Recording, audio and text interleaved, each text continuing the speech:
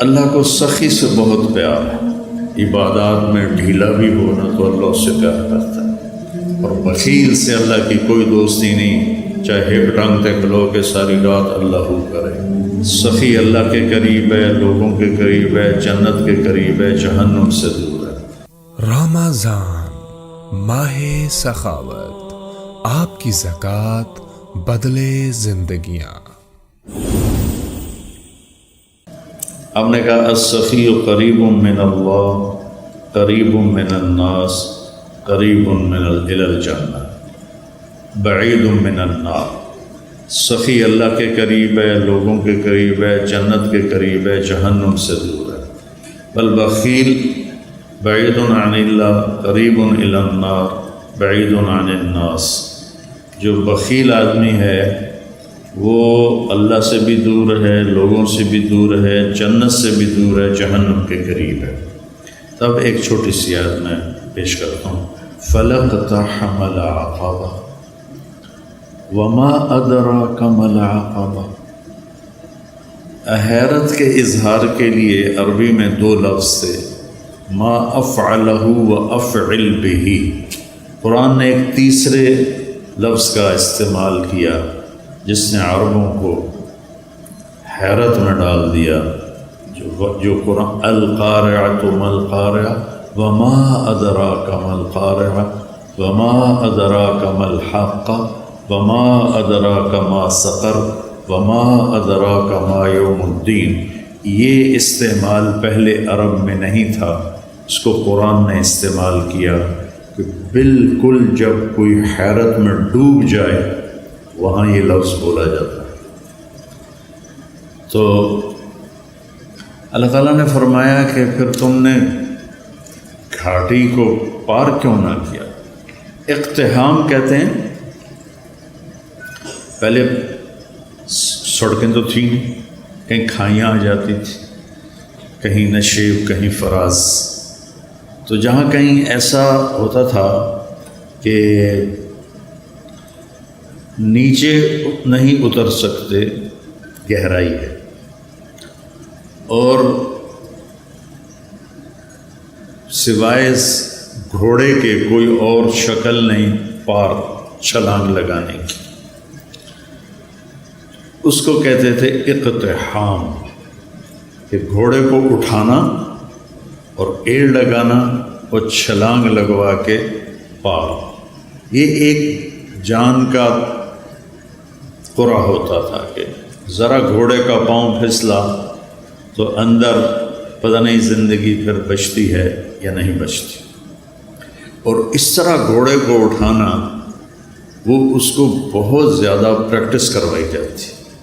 یہ یوسف اور اس کا چھوٹا بھائی، یہ دونوں گھوڑ سواری سیکھ رہے تھے، تو چھوٹا تو جلدی ماہر ہو گیا، یہ بھی کچھ دوڑانے لگا۔ تو ایک دفعہ یہ گھوڑے پہ آ رہا تھا، میں گھر سے نکلا، میں نے پوچھا ہاں جی بن گئے ہو مولانا صاحب گھوڑ سوار کا؟ جی۔ میں کہا کھالا ٹاپ کے دکھاؤ۔ وہ کھیت سامنے کھیت تھا کھلا، اس میں فصل نہیں تھی۔ میں نے کہا وہ ایکڑ کے آخر میں جاؤ، وہاں سے گھوڑے کو دوڑاؤ، اور یہ جو کھالا ہے نا کوئی 2.5 فٹ کا 3 فٹ کا، اس سے گھوڑے کو پار ادھر لے آؤ تو میں سمجھوں گا تم گھوڑ سوار بن گئے ہو۔ میں نے کہا ٹھیک ہے۔ تو یہ اپنے گھوڑے کو لے گیا اور وہاں سے اس کو اٹھایا، اس کو اچھی دوڑائی، اور جب اس کے قریب آیا تو بس اس کو اٹھانا تھا۔ فَلَقْتَحَمَ الْعَقَبَةَ، میں اس کا مطلب بتا رہا ہوں کہ چھوٹا سا کھالا تھا، تو جب اس نے گھوڑے کو اٹھایا تو گھوڑے نے کھالا دیکھا، یہ اتنا ماہر نہیں تو اس نے یوں منہ مارا تو یوسف صاحب کھیت میں گرے، گھوڑا کھیت سے باہر کھڑا ہو گیا۔ شکر ہے وہ کھیت میں گرا ہے، اس کی ہڈی کوئی نہیں ٹوٹی۔ تو اقتحام کہتے ہیں مشکل کھائی کو پار کرنا۔ پھر اللہ نے کہا تمہیں پتہ ہے وہ کیا ہے؟ دیکھیں، نماز، روزہ، حج، زکوٰۃ، اور سب سے مشکل جہاد، پھر ہر وقت کی محنت تبلیغ، پھر تہجد، پھر عمرے، پھر ذکر، پھر تلاوت، پھر نوافل، کتنے بے شمار کام ہیں۔ کسی کو اللہ نے نہیں کہا کھائی کیوں نہ پار کی، صرف ایک کام کو اللہ نے کہا، اور جس کو میں ابھی بتاتا ہوں، تو انہیں پھر کھائی کیوں نہ پار کی۔ اس میں کیا مطلب ہے کہ کوئی کر سکے گا، ہر ایک نہیں کر سکے گا۔ 10,000 کا لشکر تھا قریش کا، جب وہ آئے مدینہ حملہ کرنے تو آگے خندق کھودی ہوئی تھی، تو صرف ایک آدمی نے چھلانگ لگا کے اس کھائی کو پار کیا، عمر بن عبد ود، باقی کسی کی ہمت نہیں ہوئی، حالانکہ اتنے سارے شاہ سوار تھے، صرف ایک نے گھوڑے کو اٹھایا اور جا کر دوسری طرف جا کر اس نے چھلانگ لگائی۔ تو اللہ تعالیٰ نے فرمایا تمہیں کچھ خبر ہے کہ یہ کھائی پار کرنا میں کیا مطلب لے رہا ہوں؟ کہ نہیں یا اللہ، کا فک کو رکھا ہوا، سبحان اللہ، جن کی گردنیں پھنسی ہوئی ہیں مصیبت میں، تکلیف میں، بیماری میں، قرضے میں، مصائب میں۔ کوئی مصائب کی ایک قسم ہو تو بتاؤں، یہاں تو ایک سلسلہ ہے دکھوں کا۔ یہ سکھ تو اللہ نے سارے جنت میں رکھے ہیں، تو لوگوں کی گردنیں چھڑانا، لوگوں کی گردنیں چھڑانا، فک و رقابہ، اتنا خوبصورت لفظ ہے۔ پہلے جو تھے نا غلاموں کے، ہم گئے تھے وہ تنزانیہ کے زنجبار ہماری جماعت گئی، نئی بٹ صاحب بھی ساتھ تھے، تو وہاں جہاں غلاموں کو وہ پکڑ کے لاتے تھے اور وہاں ان کو اندر قید کرتے تھے، پھر بحری جہاز آتے تھے تو ان کو بیچ کے آگے روانہ کرتے تھے۔ زنجبار سے کتنے کالے امریکہ پہنچے اور یورپ پہنچے، تو ان کی گردن میں توق ہوتا تھا کہ یہ بھاگ نہ جائیں، تو توق وزنی ہوتا تھا، وہ بڑے کرب اور تکلیف میں ہوتا تھا غلام۔ تو اللہ نے وہ تعبیر لی، فک و رقابہ، کہ جس کے گردن میں لوہے کے توق پڑے ہوں اس کے توق کھول کے آزاد کر دے۔ ہر مصیبت زدہ کی گردن میں توق ہوتا ہے۔ او اطعام فی یوم ذی مسغبہ،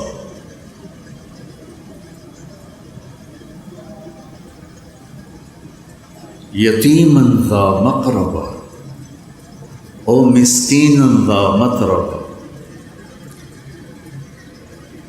فی یوم ذی مسغبہ۔ صبغ کہتے ہیں اسبغ علیکم نعمہ ظاہرۃ و باطنہ۔ بارش ہوتی ہے تو ہم پورا بھیگ جاتے ہیں، اگر باہر ہوں پورا بھیگ جاتے ہیں، کہیں سے بھی ہمارا کوئی پہلو نہیں بچتا۔ تو اللہ تعالیٰ فرما رہا ہے کہ وہ آدمی جس پر بھوک بارش کی طرح چھا گئی اور کہیں سے بھی وہ نہیں نکل پا رہا اس بھوک سے، اس کو اس بھوک سے نکالنا، خاص طور پر جب وہ تیرا رشتہ دار ہو اور ہو بھی یتیم۔ رشتہ داروں میں کوئی مالدار ہو جائے تو غریب حسد کرتے ہیں اور مالدار تکبر کرتا ہے، وہ ان کے ضائع ہونے کی تمنا کرتے ہیں، وہ ان پر اپنے مال کا روب جتلاتا ہے۔ تو اللہ نے کہا ذا مقربہ، جو تیرا قریبی رشتہ دار ہے نا، قرب والا، اس کو بھوک نے بارش کی طرح ایسے گھیرے میں لے لیا ہے، نکلنے کا راستہ ہی نہیں ہے، اس کو کھانا کھلا۔ او مسکین، فقیر اسے کہتے ہیں جس کے گھر میں ایک دن کا کھانا ہو۔ مسکین سکن سے ہے، سکن ہوتا ہے ٹھہر جانا، ٹھہر جانا۔ مسکین جس کے زندگی ٹھہر گئی ہو بھوک کی وجہ سے، فاقے کی وجہ سے، اس کے پاس ایک لقمہ روٹی۔ فقیر اسے کہتے ہیں جس کے پاس 24 گھنٹے کا تو کھانا ہو، آگے کوئی نہ ہو۔ اور مسکین اسے کہتے ہیں جس کی زندگی ٹھہر گئی ہو، سکن، سکون ہم عام طور پر کہتے ہیں، سکون آ گیا۔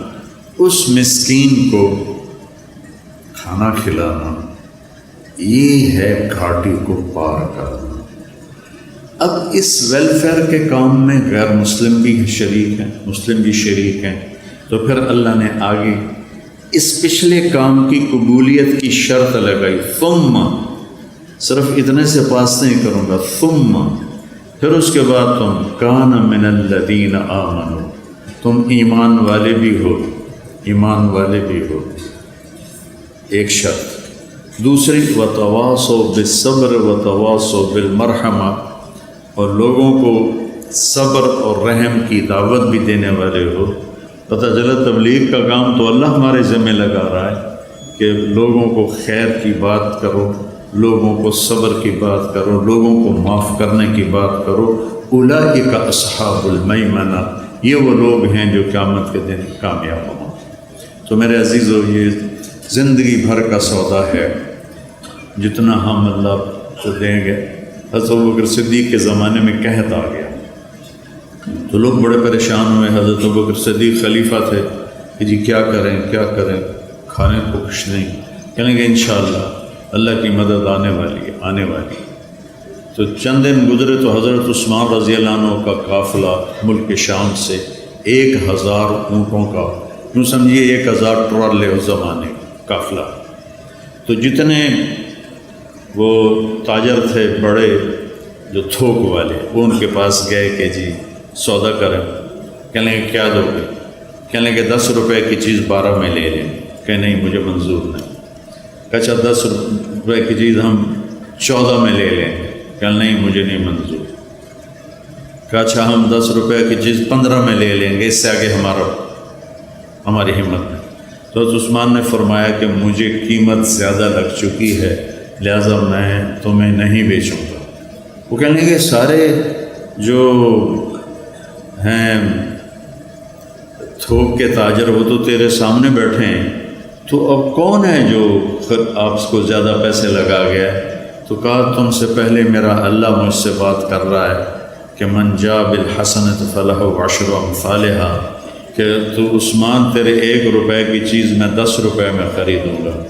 تو لہٰذا میں اللہ کو بیچ رہا ہوں۔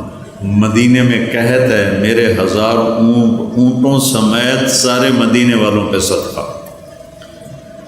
تو اس رات حضرت عبداللہ بن عباس نے خواب دیکھا کہ اللہ کے نبی سفید گھوڑے پر ہیں، سبز پوشاک ہے اور سونے کی لگام ہے گھوڑے کی۔